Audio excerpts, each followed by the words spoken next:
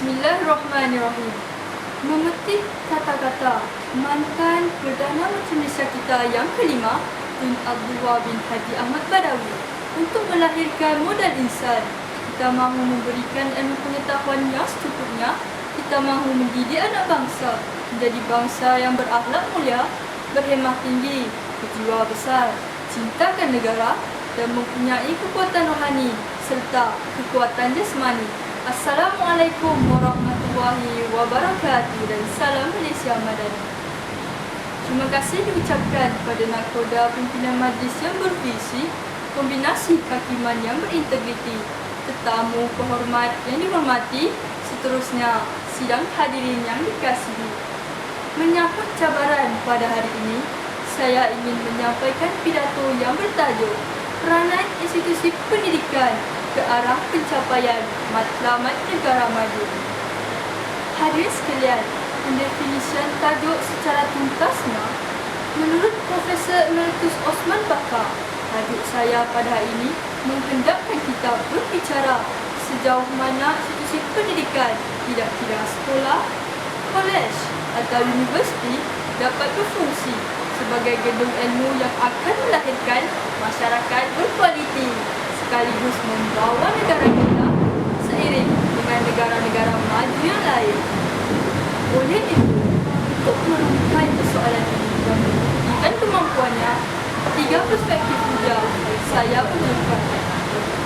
Hadirin dan hadirat sekalian, sejak pidato ini saya bukan menhujah institusi pendidikan sebagai landasan melahirkan moral insan kelas pertama. Institusi pendidikan memainkan peranan penting dalam membangunkan modal insan yang mempunyai jati diri yang kukuh, berketerampilan, berperibadian mulia, berpengetahuan, kemahiran tinggi bagi mengisi keperluan negara maju. Dengan itu, pembangunan modal insan secara holistik merangkumi upayaan intelek, upayaan sains dan teknologi, upayaan keusahawanan dan upayaan nilai estetika positif. Contohnya, dalam bidang sukan, siapa yang tidak kenal Datuk Lee Chong Wei dan Datuk Nicole Andervik? Manakala dalam bidang aeroangkasa pula, tidak lain tidak bukan Dr. Sheikh Muzaffar Shukr. Sementara itu, dalam bidang keusahawanan dunia, kita cukup berbangga dengan Datuk Jimmy Choo yang telah berjaya mengusahakan sebuah butik mewah di kawasan berprestij di kota London. Semua bukti ini jelas menggambarkan bahawa institusi pendidikan negara kita juga mampu melahirkan modal insan kelas pertama. Hadirin hadirat yang dirahmati sekalian, beralih kita kepada hujah saya yang kedua. Di bawah lembayung kata institusi pendidikan penggerak wawasan bervisi. Gelombang masa hadapan adalah ditentukan dengan kewujudan masyarakat yang bukan sekadar masyarakat bermaklumat, tetapi masyarakat yang berilmu. Sudah pastilah ilmu dalam konteks negara maju bukan sekadar ilmu akli, tetapi disepadukan dengan ilmu nakli yang bukan sekadar skill atau kemahiran, bahkan ilmu wahyu juga diperlukan. Lantaran itu, Plan Pembangunan Pendidikan Malaysia telah dirangka bagi melaksanakan dan realisasikan satu sistem pendidikan yang holistik, progresif, bermoral dan bertaraf dunia.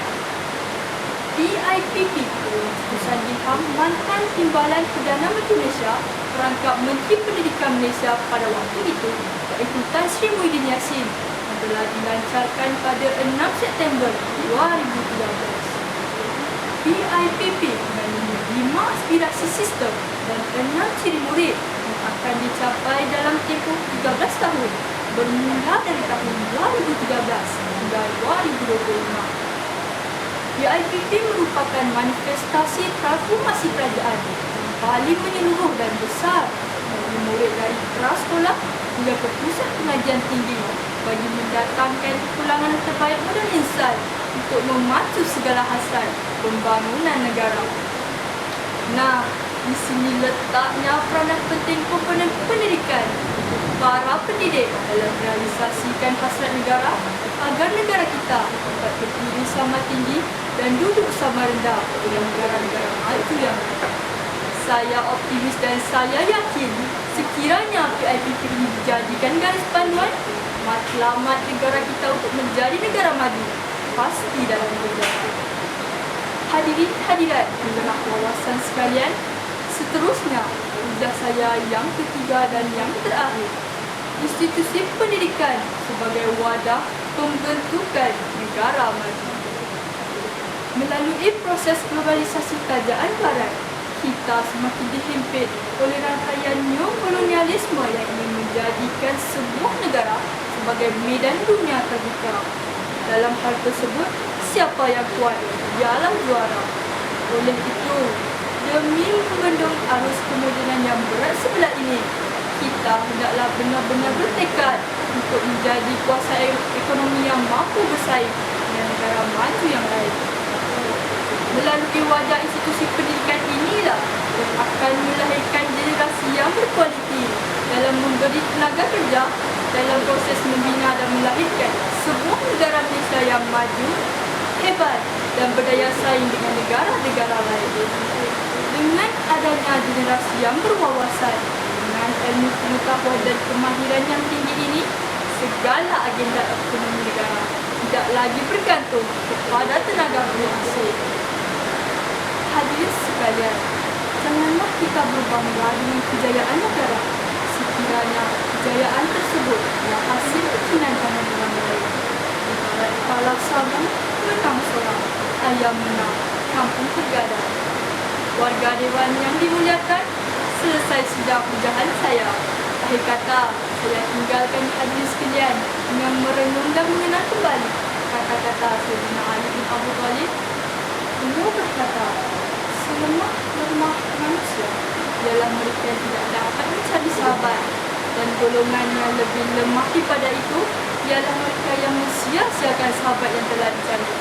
Untuk itu, marilah hadirin sekalian, kita bersahabat dengan ilmu, kerana sesungguhnya kelebihan burung terletak pada kepaknya, kelebihan gajah terletak pada garingnya.